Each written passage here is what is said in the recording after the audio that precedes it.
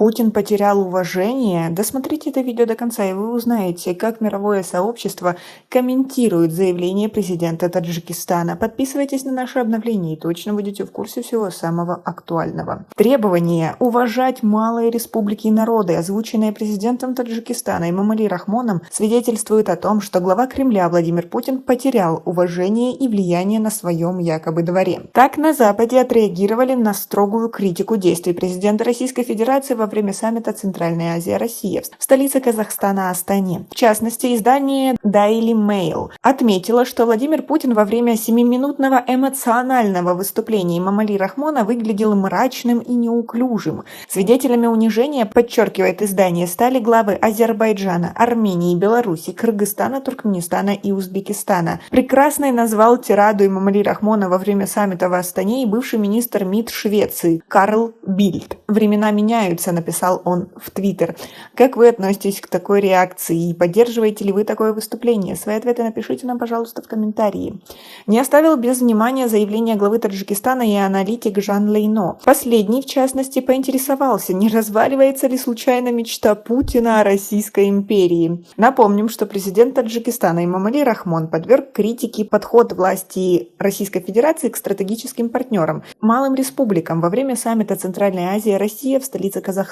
Эмомали Рахмон заявил, что малые республики не нищие, а заслуживают уважения. В Daily Mail напомнили, что это не первый случай, когда так называемые друзья и партнеры Путина в Азии публично выступают против него после фиаско в Украине.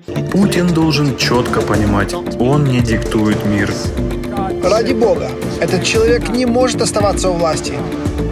Путин должен проиграть. Так, на саммите в Самарканде, Узбекистан, глава Китая Си Цзиньпинь пренебрег ужином с Путиным. Премьер-министр Индии Нарендра Моди сказал Путину в присутствии СМИ, что сейчас не время для войны. Президент Турции Реджеп Таyyip Эрдоган унизил главу Кремля, заставив его ждать перед камерами полминуты, прежде чем выйти и поприветствовать его перед переговорами. Но все это время он был за дверями. В июне Касым-Жомарт Кемелевич Токаев прямо перед Владимиром Путиным заявил, что Казахстан не будет признавать так называемые ЛНР и ДНР, назвав их квазигосударствами. Также они не признали референдумы в Украине. Надеется, что война все спишет. Война все спишет. Не спишет.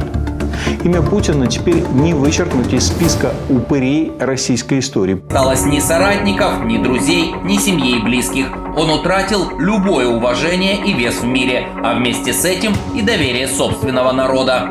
Я думаю, что Путин мечтает уйти.